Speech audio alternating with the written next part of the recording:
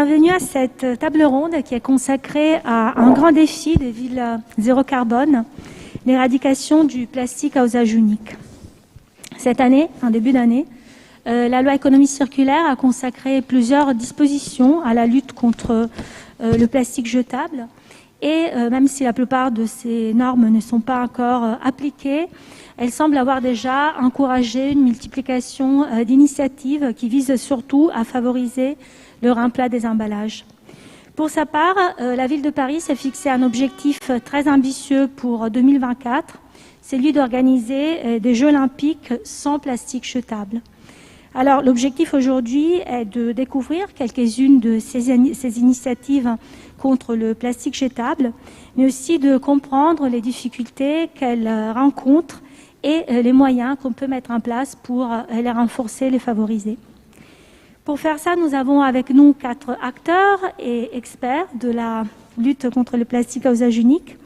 Emmanuel Auberger, qui est fondateur de la start-up Usage, une start-up qui développe des solutions justement pour favoriser le remploi des emballages alimentaires. Célia Bloel, qui est adjointe à la maire de Paris, chargée de la Seine, de la perspective Paris 2030 et de la résilience, et qui coordonne pour la ville les actions en matière d'éradication du plastique à usage unique. Emmanuel Markovitch, qui est responsable d'innovation et développement chez Eau de Paris. Eau de Paris non seulement fournit tous les jours les Parisiens en eau potable, mais a engagé aussi une bataille contre les bouteilles jetables d'eau. Et Blandine Sury, qui est directrice générale de Loop. Loop est une entreprise qui, avec Carrefour, développe une offre de produits dans des emballages réutilisables, mais des produits de grande marque, de grande consommation. Donc, je voudrais commencer un premier tour de table par vous, Célia Bloel, parce que j'ai parlé en introduction donc, de ce chantier qu'a lancé la ville de Paris pour des Jeux olympiques sans plastique. Est-ce que vous pouvez nous en dire plus et nous dire aussi où on en est aujourd'hui ? Bonjour. Alors d'abord, vous dire un petit peu les origines de pourquoi ce pari de Paris sans plastique. C'est parce qu'on avait, on va dire, 2 motivations. La première, c'est que on est arrivé à une prise de conscience très forte dans l'opinion publique et évidemment auprès des politiques que le sujet du plastique était une catastrophe, très globalement pour notre environnement. Personne n'a pu rester indifférent à ces images de la biodiversité marine, notamment qui était attaquée par le plastique. Donc on avait envie d'avoir une réaction à la hauteur du défi. Et puis aussi parce que le plastique à usage unique, c'est le symbole d'un mode de société, d'un mode de consommation, de production duquel, avec notamment toute notre action autour du zéro carbone, on a envie d'en sortir, on a envie de proposer l'alternative. Du coup, les Jeux sont finalement qu'une étape pour nous, un jalon, un moyen d'accélérer cette dynamique qu'on veut pour la ville, presque un prétexte pour avancer. Et pour avancer sur ce chemin, on s'est pris 3 sujets. Le premier, c'est évidemment l'exemplarité de notre administration, de notre ville. Ici, à Paris, nous sommes labellisés depuis 2015 Communauté Bleue. Ça veut dire que, normalement, dans toutes nos conférences comme aujourd'hui, il n'y a plus de bouteilles en plastique, nous n'en distribuons plus. Il peut y avoir encore des petits ratés. Et en tout cas, on va sortir d'ici quelques années totalement du plastique de notre restauration collective. C'est un gros job sur notre commande publique, donc vraiment un travail sur la machine ville de Paris. Le deuxième sujet, c'est évidemment d'embarquer avec nous tous les acteurs parisiens, du territoire parisien, parce que finalement le plastique, il est partout. On a commencé, mais ma voisine en parlera encore mieux que moi, par la question de la bouteille en plastique, puisque j'ai eu la grande chance d'être présidente d'Eau de Paris jusqu'il y a peu, effectivement, s'attaquer à l'objet bouteille en plastique, mais qui n'est finalement que la petite ouverture sur le sujet plastique, il est partout. Et donc notre gros objectif là, c'est de travailler sur le plastique à usage unique et d'embarquer peut-être demain, puisque vous êtes là, Carrefour, Monoprix, un certain nombre de chaînes de magasins, pour avoir, c'est un peu l'objectif ultime, des contenants uniques, tarés, échangeables dans toutes les enseignes.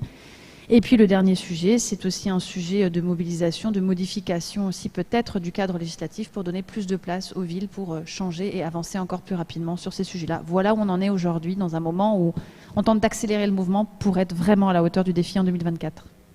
Merci. Et justement, concernant Eau de Paris, Emmanuel Markovitch, donc, je sais que vous agissez pour l'éradication des bouteilles de la capitale. Vous ne le faites pas seul, vous travaillez avec beaucoup d'autres acteurs. Donc, est-ce que vous pouvez un peu nous raconter ce que vous faites et avec qui sont vos partenaires ?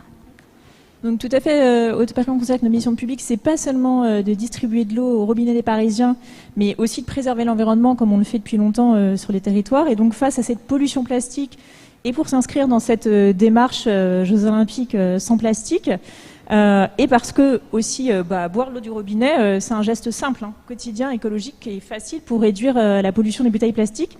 Nous avons décidé de créer un action tank et de changer notre manière de promouvoir l'eau du robinet en le faisant de manière collective et au plus proche des lieux d'usage. Il faut savoir que 8 Parisiens sur 10 à domicile consomment l'eau du robinet. Donc il y a une forte confiance dans l'eau du robinet et pourtant, quand ils sont en déplacement, ils sont enclins à utiliser plus de bouteilles en plastique. Donc on s'est interrogé pourquoi, et en fait souvent il n'y a pas de solution alternative. Selon les circonstances, par exemple les manifestations culturelles ou sportives, vous ne pouvez pas rentrer avec votre gourde, où il n'y a pas de mise à disposition d'eau. Donc en 2019, on a créé justement cet action tank, le Paris de l'eau, zéro déchet plastique, avec la fondation Surfrider Europe et le fabricant de gourdes française éco-conçue Gobi. Et on a fédéré autour une vingtaine de partenaires qui sont concernés par cette problématique et qui veulent changer les choses. Ils ont des freins communs. Donc on les a fédérés autour de 5 thématiques, l'hôtellerie-restauration, les événements culturels et sportifs, les usagers de l'espace public, les établissements hospitaliers et scolaires, et enfin les bureaux et les administrations. Tous ensemble, ils ont échangé sur leurs freins, réfléchi à des solutions. Nous avons aussi été alimentés par des études terrain et par des interviews, des auditions de personnes qualifiées. Et on est arrivé à des conclusions de solutions à expérimenter, des petits pas. Et le Covid est passé par là. Donc on a dû reprogrammer ces expérimentations. Et donc je vais juste en citer deux, trois rapidement. Nous voulons tester l'élimination des bouteilles plastiques offertes aux clients des hôtels avec le Novotel Tour Eiffel, où le principe serait de donner une gourde lors du check-in et de déposer une brochure avec des indications sur la qualité de l'eau à Paris, ainsi qu'un sticker sur le point d'eau, encourageant à l'usage justement de l'eau du robinet. Nous voulons aussi suivre une expérimentation portée par l'Agence parisienne du climat sur une compétition sportive zéro plastique, donc qui ne va pas toucher que l'eau, mais au global, mais on va inclure le sujet eau. On veut aussi capitaliser sur l'existant, parce qu'à Paris, il y a de nombreuses fontaines dans la rue, et le premier frein des gens, quand on leur dit « mais pourquoi vous ne consommez pas l'eau aux fontaines ?», ils disent « je ne les vois pas ». Nous avons travaillé avec un prospectiviste urbain et des groupes de co-création avec des usagers. Et nous avons identifié quelques pistes qu'on aimerait tester au printemps prochain avec des marquages, des petits coups de pouce pour donner envie d'y boire et les rendre visibles.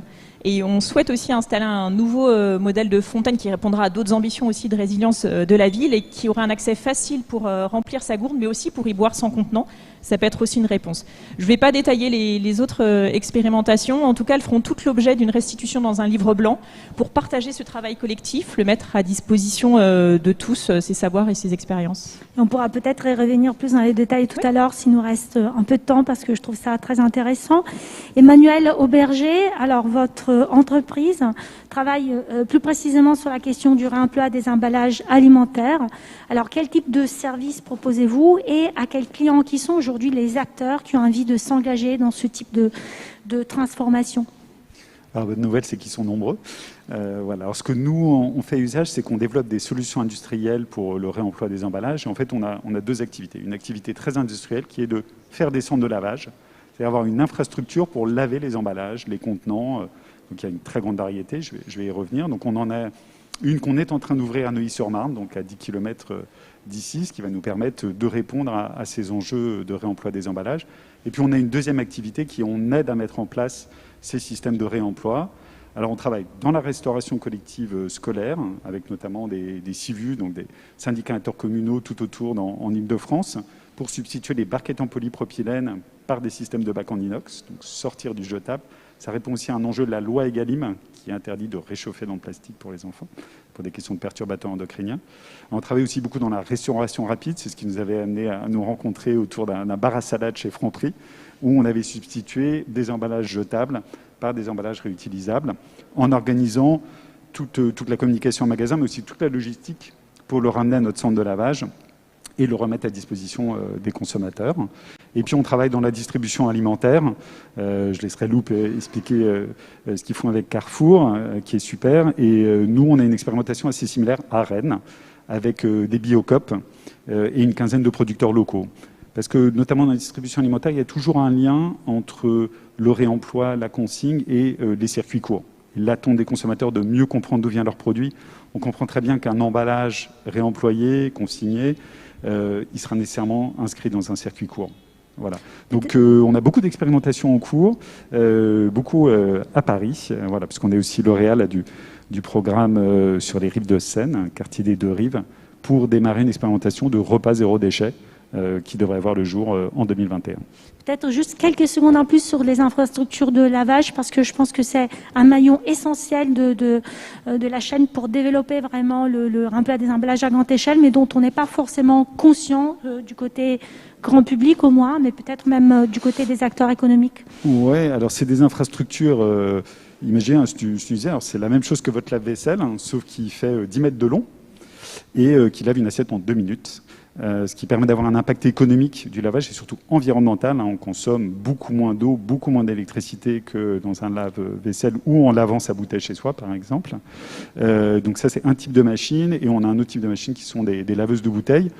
Alors, on réinvente pas, c'est pas révolutionnaire. Hein. Dans les cafés, hôtels, restaurants parisiens, on trouve des bouteilles de Coca-Cola, d'eau minérale, des bières. Là, on travaille sur un projet aussi intéressant avec les bières parisiennes.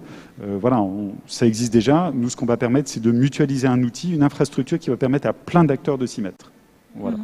Donc à tous les acteurs, par exemple, qui, comme vous, proposeraient des emballages consignés, réutilisables, Exactement. mais qui n'auraient pas l'infrastructure derrière pour en assurer le lavage. Voilà, parce que les volumes sont trop petits, parce qu'il faut avoir une vision industrielle du sujet, bien maîtrisée. On est dans l'emballage alimentaire, la qualité est primordiale. Hein. Il ne faut pas s'empoisonner. Donc voilà, nous, on maîtrise parfaitement cet aspect de qualité. C'est ce qu'on appelle l'HACCP, donc la protection du consommateur dans les produits alimentaires. Merci. Et Blandine Sury, donc Loop, pour sa part, je l'ai déjà un peu dit en introduction, mais travaille avec Carrefour. Pour vous, l'objectif, c'est vraiment de convaincre à utiliser des emballages réutilisables, les grandes marques et les consommateurs des grandes marques. Donc, est-ce que vous pouvez un peu nous raconter comment est né ce projet et où vous en êtes aujourd'hui ? Merci beaucoup et ravie d'être avec vous aujourd'hui. Alors, la mission de Loop, elle est finalement, je pense, assez alignée avec la mission de chacun de nous aujourd'hui sur le fait d'éliminer les déchets d'emballage à usage unique. Ça, c'est notre conviction forte.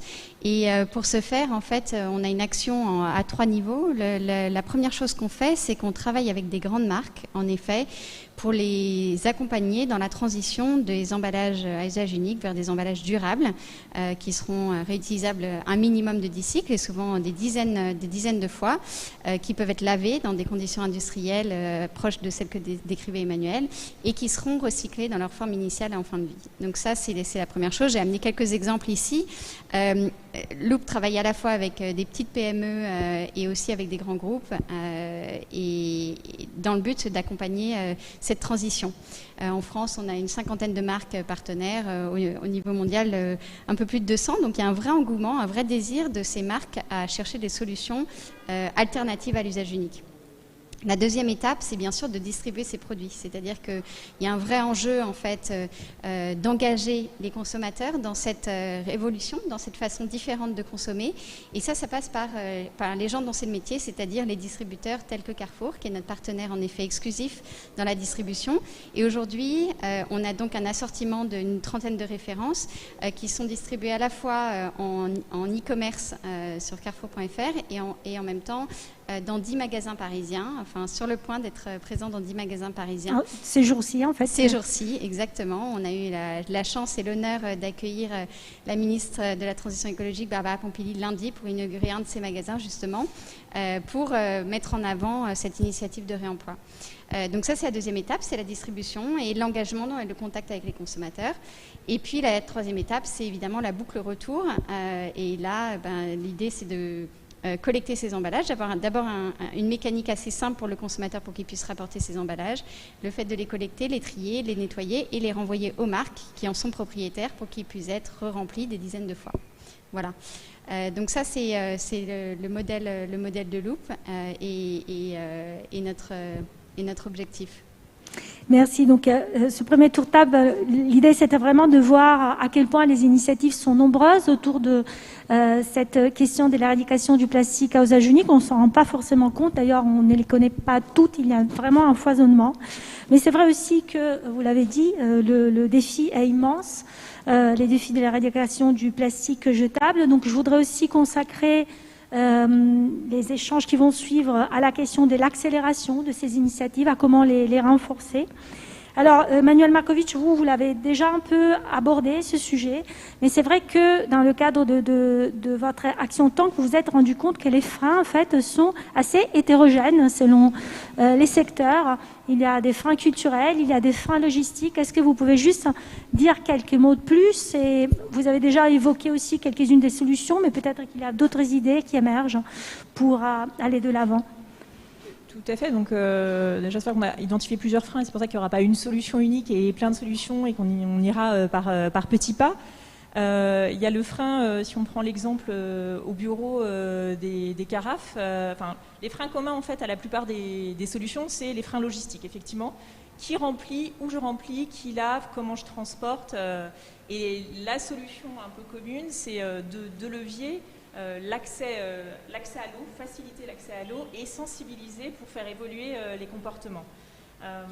Pour illustrer mes propos, je peux prendre trois exemples. Par exemple, au bureau, cette question de oui, je remplace dans les salles de réunion, je mets des carafes et des verres.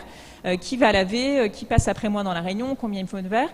Donc il y a une expérimentation qui est en cours avec Schneider Electric qui, lui, veut dédier une personne à cette logistique, à la gestion de ses contenants pour voir ce que ça donne.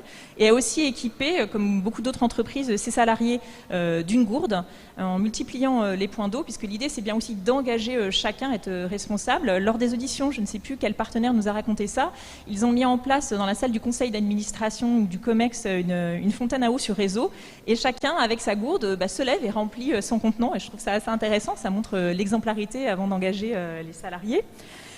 D'autres exemples pour faciliter à l'eau, c'est les démarches qu'on peut faire au Paris lors d'événements avec Wheel of Green ou dans les opérations sur la ville, de créer des branchements et de clipser une fontaine éphémère sur ces lieux comme la place de l'Hôtel de Ville, sur Paris-Plage, place de la République, pour créer l'accès à l'eau au moment où on en a besoin et encourager chacun à venir avec son contenant. Un autre exemple, c'est celui qui est fait avec le Carreau du Temple, donc qui accueille de nombreux événements et qui a décidé de bannir de ses conventions la possibilité d'offrir des bouteilles d'eau en plastique. Nous avons donc installé 2 fontaines et nous essayons de tester des nouveaux habillages pour rassurer sur la qualité de l'eau à Paris, les rendre visibles. Et l'étape d'après, ça serait d'encourager chaque participant aux différents événements organisés au Carreau du Temple de venir avec son contenant. En fait, pour moi, l'idée est vraiment là de se dire qu'il y a un fort taux d'équipement des Parisiens dans les études. Plus d'1 foyer sur 2 est équipé d'au moins une gourde par personne. Et ça a été acheté dans les 3 ans, donc c'est une vraie tendance qui se développe. L'idée, c'est de ne pas faire une collection comme on a pu faire avec les tote bags, mais vraiment d'avoir ce réflexe gourde avec soi ou de verre pliable. Il y a plein de solutions qui existent sur le marché et que chacun soit responsable de remplir, de s'alimenter et d'entretenir son contenant. Et témoignage d'italienne, c'est vrai qu'à Paris, c'est plus facile qu'ailleurs parce que l'eau n'est pas aussi bonne partout. Et à Paris, c'est vrai que boire de l'eau est assez agréable alors que le problème que Paris peut rencontrer avec d'autres touristes, des touristes étrangers, c'est qu'effectivement, c'est pas comme ça partout et dans certains pays, d'ailleurs, elle n'est pas très, très saine. Donc, il y a un vrai problème culturel, quoi. Et c'est vrai que dans l'idée des jobs, on peut justement travailler ces 3 cibles, l'organisateur, le sportif, mais aussi le spectateur qui est donc potentiellement un touriste, parce qu'on a mené une étude et 3 touristes sur 4 vont boire de l'eau et ils vont acheter 2 à 3 bouteilles d'eau en plastique par jour. Oui, donc d'où l'intérêt d'une expérimentation avec le Novotel Tour Eiffel et d'autres informations que nous avons à faire d'ici les Jeux Olympiques pour promouvoir cette eau de Paris qui est d'excellente qualité. Merci. Et Blandine Sury du côté de Loop, parce que là, ça fait 18 mois que vous existez. Donc, quels sont vos retours en termes de succès des remplats? Quels sont les facteurs qui font les succès du remplat des emballages, que ce soit du côté des consommateurs ou du côté des marques? Oui. Je pense qu'en effet, il y a 3 sujets sur lesquels on va être amené à vraiment mettre beaucoup d'efforts dans les prochains mois. Pour le succès, pour nous, c'est comment on passe de 10 magasins à 1000 points de vente pour pouvoir exposer un maximum de consommateurs à cette logique de réemploi. Et il y a un premier sujet qui est l'adoption du consommateur. Ce qui est important, alors en effet, il y a un certain nombre d'enseignements qu'on a recueillis dans les mois qui sont passés. La première chose, c'est que le consommateur, il a besoin d'être assez proche de ses habitudes. Assez proche de ses habitudes, ça va être par exemple de trouver dans l'assortiment qu'on propose des marques qu'il connaît et qu'il a l'habitude d'acheter. Si on lui demande à la fois de rapporter ses contenants et en plus de choisir des marques qu'il n'a pas l'habitude d'acheter, ça fait beaucoup. Donc il faut être au plus proche de ce qui le rencontrer là où il est. Donc ça, c'est la première conviction forte et ça passe notamment par une largeur d'assortiment importante en ce qui concerne les marques. L'autre point, c'est qu'il y a un facteur d'adoption et d'essai. C'est-à-dire qu'au départ, c'est un petit peu impressionnant ce système de consigne, notamment pour les consommateurs qui ne l'ont pas vécu. Il y en a qui l'accueillent très positivement parce qu'ils l'ont vécu. Ah oui, j'avais ça quand j'étais enfant, ça me rappelle mon enfance, etc. Donc il y en a qui s'y remettent assez facilement. Et puis il y en a d'autres qui ne l'ont pas vécu et qui sont un petit peu impressionnés par le système. Donc là, il y a une vraie dimension d'éducation et d'accompagnement qui est très importante et qui se fait notamment dans les premiers mois en magasin pour expliquer concrètement combien ça fonctionne. J'achète mes produits, je les consomme, je ramène mes contenants, je me fais rembourser le montant de la consigne, mes contenants sont nettoyés, etc. Ils repartent, la boucle est bouclée. Donc ça, c'est du côté des consommateurs. Le deuxième point qui, pour moi, est absolument fondamental, c'est le succès, il ne sera que collectif. Et à ce titre, je pense qu'il y a 2 choses. Pour nous, c'est en effet engager le plus grand nombre possible de marques. Engager le plus grand nombre possible de marques. Et le deuxième élément, c'est créer un écosystème. C'est-à-dire qu'aujourd'hui, on travaille avec Carrefour et donc on va travailler avec Carrefour à étendre ce premier pilote à un nombre plus important de magasins. La deuxième étape, ce sera bien sûr de pouvoir étendre à d'autres points de distribution.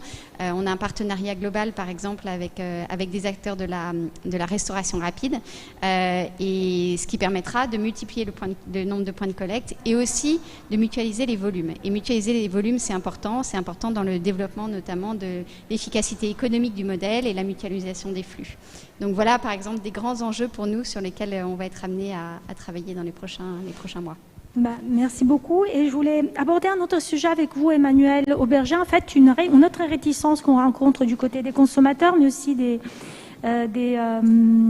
acteurs économiques, les restaurateurs par exemple, et qui est liée à la question d'ailleurs de la mutualisation des flux, c'est-à-dire les doutes concernant l'impact environnemental du réemploi des emballages par rapport au recyclage. On se pose beaucoup de questions sur la consommation d'eau, la consommation d'énergie. Vous en avez vaguement parlé tout à l'heure en décrivant les fonctionnements de vos machines. Mais qu'est-ce qu'on peut répondre vis-à-vis de ces doutes pour convaincre peut-être à passer au réemploi ? C'est une question que j'ai tout le temps. Donc, effectivement, est-ce que c'est mieux ? Est-ce que c'est mieux pour l'environnement d'utiliser sa gourde, de boire l'eau de Paris ou d'acheter une bouteille en plastique qui a des avantages de légèreté, de garantie de sécurité alimentaire. La réponse, c'est que ça va beaucoup dépendre. Ça va dépendre de ce qu'on substitue et du circuit. D'où l'intérêt pour nous, pour offrir des solutions aux Parisiens, d'être à Neuilly-sur-Marne, d'être à 10 km. Parce que Blandine l'a déjà souligné, et Emmanuel aussi, cette question de logistique retour. Il y a énormément de camions qui rentrent dans Paris tous les jours pour approvisionner la denrée alimentaire, et comme Paris ne produit rien, des services seulement, reviennent à vide. Et donc nous, il faut absolument qu'on inscrive ce retour d'emballage dans ces camions qui reviennent vide. Donc il y a un gros travail aussi d'optimisation de la logistique, qu'on soit dans la restauration ou dans la distribution alimentaire, sur lequel il faut travailler pour minimiser l'impact. Alors par ailleurs, il faut quand même aussi mesurer. Alors d'abord, on va mesurer qu'on réduit les déchets. Et pour une ville, moi j'habite à Paris, je paye dans mes impôts le traitement des ordures.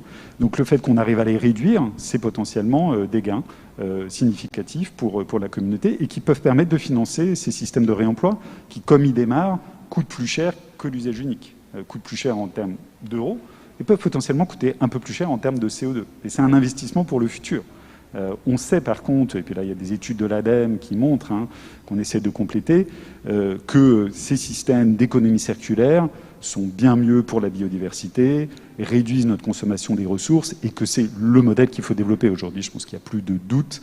On est au Forum Zéro Carbone. Il faut aller vers l'économie circulaire pour aller vers cette trajectoire zéro carbone. Mais voilà, il faut se lancer. Maintenant, il faut essayer. Il faut développer ces nouveaux modèles. Et puis, j'aime bien cette expression dont on discutait déjà ce matin avec Blandine, c'est que l'économie linéaire, on a eu 50 ans, ça fait 50, 60, 70 ans qu'on cherche à l'optimiser. Donc on n'est pas trop mauvais quand même. On sait faire des plastiques super légers, etc. Là, l'économie circulaire, c'est nouveau. Ça va nous prendre un peu de temps pour l'optimiser, mais on sait que le demain est nettement mieux que dans un système d'économie linéaire. Donc il faut y aller. Mais c'est vrai qu'on oublie toujours, très souvent au moins, la logistique. Il y a derrière aussi l'économie linéaire, en réalité. Et vos remarques renvoient à cette question de la nécessité d'une coopération entre acteurs, de la vraie construction d'un écosystème pour ce type de transition. Absolument. Et d'ailleurs, Célia Bluel, ma question suivante est liée à cette idée de faire équipe, parce que c'est vrai que le défi du plastique à usage unique va bien au-delà de la ville de Paris. C'est un défi, mais même pas national, c'est un défi mondial. Vous avez parlé de la question de la pollution des océans. Donc, comment élargir l'impact de vos actions? Avec qui pouvez-vous coopérer? D'autres villes en France, à l'international, l'État, des États? Juste avant de vous répondre, je voudrais dire que je souscris à tout ce qui a été dit par les trois autres intervenants, et notamment sur cette dernière affirmation, que c'est bien le chemin qui apparaît aujourd'hui le plus cohérent et le plus logique face à ce qu'on fait face. Parce qu'on parle d'impact sur les océans, mais on parle aussi de réduction de trajectoire déchets. Et quand on voit encore aujourd'hui où atterrissent certains déchets, on voit bien que ça ne sert à rien d'être hyper performant. C'est la discussion que j'ai souvent avec la filière recyclage. Ce n'est pas super finalement de se satisfaire d'avoir augmenté son tonnage de recyclage, parce qu'en fait le but c'est vraiment de le baisser. Et donc du coup, je pense que ce que vous avez dit est je trouve que l'eau est extrêmement révélatrice d'ailleurs de ça. On avait fait à Haute-Paris une petite étude pour voir l'impact carbone, écologique et économique de boire l'eau du robinet. Ça a quand même quelque chose de bon sens de se dire que boire l'eau qui a été produite pas très loin de chez soi, ça a un impact carbone moins important que de fabriquer une bouteille pour le mettre dedans, la transporter. Et en plus, un truc qu'on oublie quand même très souvent, et je suis sûre qu'on pourrait en discuter sur vos produits aussi, c'est que c'est en moyenne 300 fois moins cher de boire l'eau du robinet que de l'acheter en bouteille. Donc arrêtez de se dire aussi que ces réflexes-là sont un truc de bobo ou réservé à certains. Au contraire, en plus, ça fait faire des économies aux gens. Donc, en vous entendant parler, je me dis c'est chouette parce qu'en fait, ça fourmille d'initiatives, ça avance et c'est vraiment des très très beaux projets que vous avez là. Mais c'est vrai aussi qu'on s'est dit 2024 comme objectif et que c'est demain et que donc du coup, on a un certain nombre d'acteurs qui souhaitent accélérer. Et c'est là où entre villes, comme souvent finalement sur les sujets écologiques, on va faire très probablement équipe. On est pas mal de villes à réfléchir à ces sujets-là. Et un des sujets qu'on a en tête, c'est de se dire que voilà, on a une loi économie circulaire qui donne des objectifs, mais qui nous paraissent trop lointains. Donc, dans une des prochaines lois, on veut défendre notre droit, soit à la différenciation, soit à l'expérimentation. En tout cas, trouver le véhicule pour que les villes, là où elles considèrent qu'elles peuvent aller plus vite, porter en fait cette exigence environnementale. Eh bien, on va demander ce droit-là pour rétablir des modes de consigne plus obligatoires, pouvoir peut-être interdire sur certains événements des distributions dans l'usage unique. On est en train d'y réfléchir et on y réfléchit pas seul, parce que on est là pour fêter les 5 ans de l'accord de Paris. Ce qu'on avait vu en 2015, c'est qu'il y avait une solidarité très forte entre les villes à l'échelle internationale pour peser sur les instances internationales et sur les COP.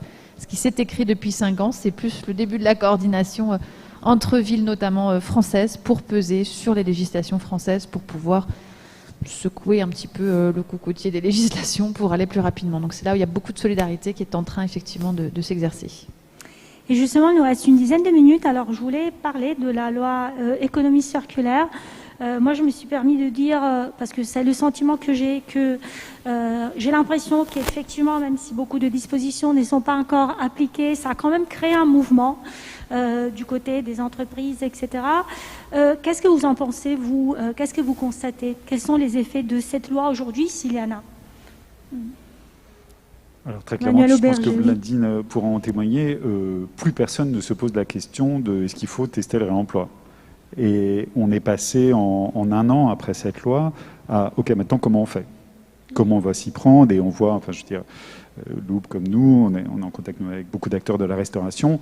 Et tous les jours. On est maintenant très sollicité. Donc la compréhension que maintenant il faut y aller, elle est là. Et je pense que cette loi a beaucoup contribué. Voilà, il y a beaucoup de discussions autour des décrets d'application. Et effectivement, de cette grande question de la vitesse. Est-ce qu'on peut finalement essayer d'y aller plus vite pour avoir l'impact, pour être prêt pour les JO 2024 ? Oui. La réponse est oui, parce qu'en fait, le foisonnement d'initiatives, maintenant, il est là, et la volonté de beaucoup d'acteurs.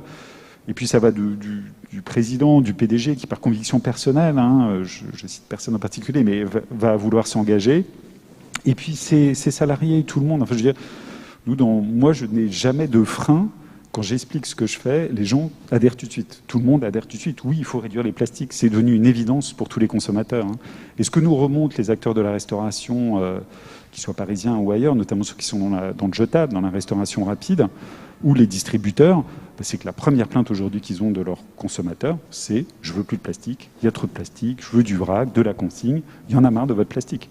Et donc ça, ils entendent quand même. Donc l'attente, elle est vraiment loin. Et finalement, cette loi, elle cristallise une attente citoyenne qui est aujourd'hui très forte et qui nous porte. Merci. Qu'est-ce que vous constatez, vous, Blandine Sury, quand vous parlez avec les grandes marques de ce point de vue-là ?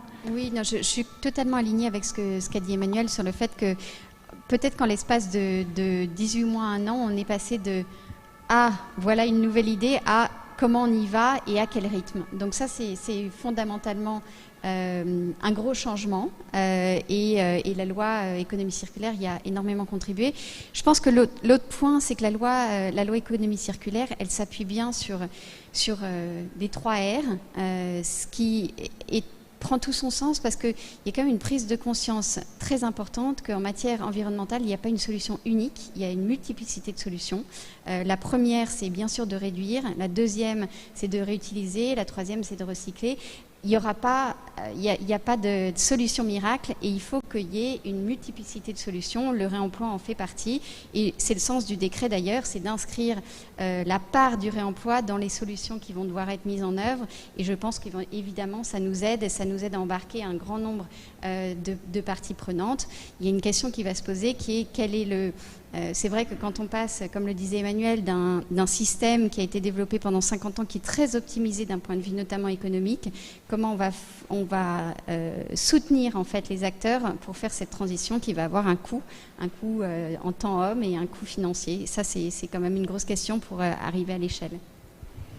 C'est totalement le sujet. C'est vrai qu'à Paris, dans le cadre de cet objectif de 2024, on a mis en place une conférence annuelle qui réunit l'ensemble des parties prenantes sur le territoire parisien sur le plastique. Donc il y a eu tout de suite un enthousiasme assez fort, quelles que soient les branches, les filières. Une envie de partager les galères et les réussites d'une certaine manière. Je serais un petit peu moins positive sur la réaction par rapport à la loi, parce que je trouve qu'il y a quand même une hétérogénéité des demandes. Il y a ceux qui sentent, moi j'ai aussi vu des entreprises venir nous voir en disant il se passe un truc, comment on fait ? Il faut que vous nous racontiez comment on doit y aller.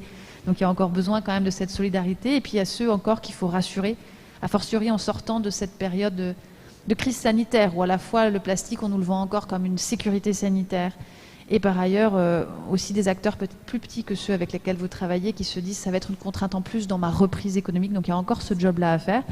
Mais par contre, finalement, on jalonne, je trouve, ce chemin vers ce qui est finalement du bon sens. Ce qui paraissait fou, un délire d'écolo, et finalement du bon sens dans un quotidien. Et moi, je suis assez optimiste, mais complètement d'accord avec vous. Si on veut accélérer et peut-être aller quand même plus vite que la loi sur l'économie circulaire, c'est qu'à un moment, il va falloir mettre quelques moyens sur la table pour embarquer définitivement et rassurer ceux qui ont besoin de rentrer dans cette dynamique. Sur la question du remploi des emballages et de la consigne, moi je constate quand même aussi une multiplication d'initiatives. Il y a plein de nouvelles startups qui naissent. Au moins, moi, je reçois un nombre croissant de mails là-dessus. Je me demandais s'il n'y a pas un risque de morcellement un peu de l'offre qui pourrait créer une certaine confusion du côté de la demande. À qui est-ce qu'on s'adresse, comment, et si aussi ce marché naissant, en fait, est suffisamment grand pour accueillir tout le monde. D'où finalement aussi l'intérêt de ce lobby des villes qui est en train de se constituer pour qu'on puisse agir à plus grande échelle et pas attendre que ce soit des demandes sporadiques et prendre... Ce forum zéro carbone est très intéressant parce qu'il redonne toute sa place aux politiques dans la nécessité d'être finalement le chef d'orchestre de cette transition. Et finalement de se dire, c'est peut-être nous on la fera pas concrètement, mais on peut piloter et donner le cadre favorable à ce qu'elle arrive. Et moi, je ne crois pas que ce soit négatif, qu'il y ait une multitude d'offres. Au contraire, il va y avoir différentes manières de bosser, différentes manières de traiter, différentes expérimentations. C'est ça aussi la transition, quoi. C'est pas forcément la réponse la plus uniforme, la plus immédiate et la même pour tout le monde. Donc, il y en a qui arriveront jusqu'au bout, d'autres qui peut-être s'arrêteront. Mais c'est ce fourmillement-là qui va nous amener sur le bon chemin, je pense. Oui, et puis on a utilisé cette expression d'écosystème. Hein. Il faut entraîner beaucoup d'acteurs. Voilà, nous, on est une entreprise de l'économie sociale et solidaire aussi. Voilà, donc il y a beaucoup de nouveaux modèles d'entreprise. Il y a beaucoup d'innovations. Et non, on peut que se réjouir, Giulietta, qu'il y ait beaucoup d'effervescence. Et oui, il y a des idées qui sont peut-être pas bonnes, qui vont mourir, et d'autres qui vont se développer. C'est normal. On est en train de réinventer un système économique. Donc il faut beaucoup d'acteurs. Et effectivement, le soutien politique, l'engagement des citoyens, il est fondamental pour qu'on y arrive. Mais l'enthousiasme est là, donc c'est une bonne base. Toujours du côté de la variété, une autre question que je me pose, concerne justement la variété d'emballages qui aujourd'hui sont sur le marché, y compris à l'intérieur d'une même catégorie, comme les bouteilles. Il y en a de couleurs, de formes, de capacités différentes. Cette variété aujourd'hui constitue déjà un problème pour le recyclage des emballages. Alors je me demandais si pour aller vers un réemploi des emballages à grande échelle, il va forcément falloir passer par une standardisation de ces emballages ou si ce n'est pas une étape nécessaire au fond. Alors ça aiderait beaucoup. C'est prévu dans la loi anti-gaspillage pour une économie circulaire. Hein. C'est l'éco-organisme qui gère les emballages, qui s'appelle Citeo, qui a la mission, d'ici à la fin de 2021, de proposer des emballages standards pour la restauration et pour la distribution alimentaire. Mais comme Blandine l'a montré, il y a aussi des marques un pot de Nutella, ça restera toujours un pot de Nutella. Donc il faut rester dans le pot de Nutella, sinon le consommateur ne le reconnaît plus. Voilà, donc il ne faut pas non plus s'obséder. La standardisation n'est pas une absolue nécessité pour faire du réemploi. Ça peut aider, notamment un certain nombre de petites marques ou d'entreprises moins grandes, moins iconiques avec leur emballage à se développer. Donc oui, c'est utile et ça permettra d'accélérer. En particulier, nous qui travaillons beaucoup dans la restauration rapide, c'est un gros sujet. Ça permettrait, si plusieurs restaurateurs utilisent le même type de contenant, ça facilite beaucoup les systèmes de réemploi. Ça, c'est très clair. Des formes de mutualisation, en fait. Exactement. Oui.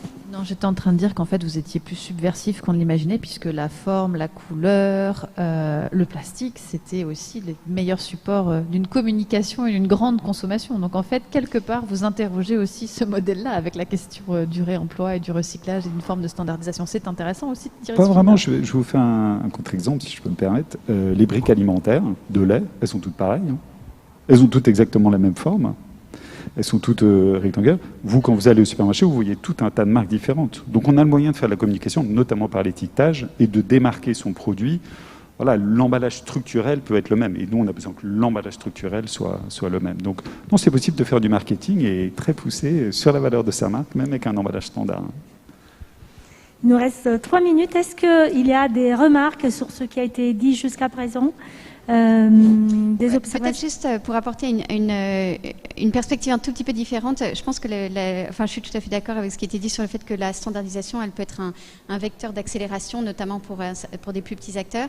Je pense qu'il ne faut pas négliger aussi, et nous c'est quelque chose qu'on voit beaucoup, le côté, en fait, l'appel à l'innovation que le réemploi peut créer. Ce que je veux dire par là, c'est que quand un emballage est fait pour être durable, la marque va avoir intérêt à, bien sûr, allonger sa durée de vie, mais elle va avoir intérêt aussi à le rendre particulièrement attractif, puisque de toute façon, c'est un élément qui va durer dans le temps. Et nous, on s'est aperçu que non seulement il y avait une valeur environnementale de cette idée d'allonger la durée de vie, mais il y avait aussi cette possibilité d'innover. Et ce côté innovation, finalement, c'est aussi ce qui peut embarquer le consommateur. Donc standardisation, oui, mais probablement pas que. Voilà. Oui. Je voulais revenir tout à l'heure sur l'effervescence, justement, et cette accélération qui est grâce au job, finalement, et cette ambition de la ville. Et je trouve ça intéressant, effectivement, qu'il y ait plein de solutions proposées, notamment dans le domaine de la restauration, parce que ça nous permet, nous aussi, d'accélérer sur la partie eau. On aimerait bien, toujours pour capitaliser sur l'existant, faire comme dans certaines villes européennes, ça peut être fait, ou dans la commune d'Arles, investir, travailler avec les commerces pour qu'ils soient des stations de recharge, finalement, des gourdes, et on se dit que tout le travail qui sera fait de sensibilisation sur la consigne, ça pourrait être aussi du coup une cible commune avec laquelle on pourrait travailler pour toucher l'eau, le sujet eau, bouteille d'eau. Oui, et puis surtout, je pense engager les consommateurs, comme l'a dit Blandine. On a tous appris dans les dernières années à aller faire nos courses avec notre propre sac. Voilà. Et donc maintenant, il faut qu'on apprenne à aller au travail avec sa gourde. Enfin, voilà, c'est des choses assez simples. Mais bon, c'est des usages, d'où le nom de la société qu'on a créée, qu'il faut changer. Ouais, mais c'est accessible, c'est pas hyper compliqué, mais effectivement, ça demande une sensibilisation, expliquer que les fontaines Wallace, qui existent quand même à Paris depuis très longtemps, distribuent une eau excellente. Voilà, donc il y a un travail d'éducation. Mais en même temps, nous, ce qu'on ressent dans les expérimentations, c'est que les gens ont envie. Hein. C'est un petit geste pour la planète que je peux faire. C'est pas renoncer à mes vacances en avion en Corse, ça me coûte plus, quoi. Là, je peux montrer un geste, un engagement aussi, et je pense que là, du coup, on peut engager après sur d'autres sujets, très clairement. C'est vrai qu'on insiste que boire l'eau du robinet, c'est un petit pas facile et simple pour réduire la consommation d'eau en bouteille. Non, mais là où je suis d'accord avec vous, c'est que du sac à la gourde, à la consigne, c'est des étapes qu'on passe. Alors sans doute pour nous impliquer des fois un peu longues à passer, mais qui sont, vous l'avez dit aussi, ce sera un élan collectif. Il nous faut un élan collectif. Donc notre job aussi, tous ceux qui sont impliqués, c'est d'écrire l'histoire pour que l'élan soit collectif, donner envie. On en est là, c'est le totalitarisme, donner envie. Donc on va plutôt se dire qu'on a envie de donner envie d'embarquer, mais il faut quand même que chacune se bouge très vite. Écoutez, merci beaucoup. Là, je suis obligée de terminer parce que, sincèrement, je continuerai cette discussion encore des heures parce que je trouve ça passionnant, mais non, on n'a plus de temps. Ce qui a particulièrement émergé, je trouve, c'est vraiment ce potentiel transformateur aussi de cette transition vers l'économie circulaire qui va bien au-delà de la question des déchets, mais qui concerne le mode de vivre, la société, même la manière de concevoir les marques, la communication. Donc, j'y reviendrai sans doute dans mes articles pour la tribune. Merci encore. Et j'invite le public à suivre la table ronde suivante parce qu'on va encore parler de réemploi, mais de réemploi de proximité, donc des recycleries et des ressourceries. Merci. Merci. Merci à tous. Bonne soirée.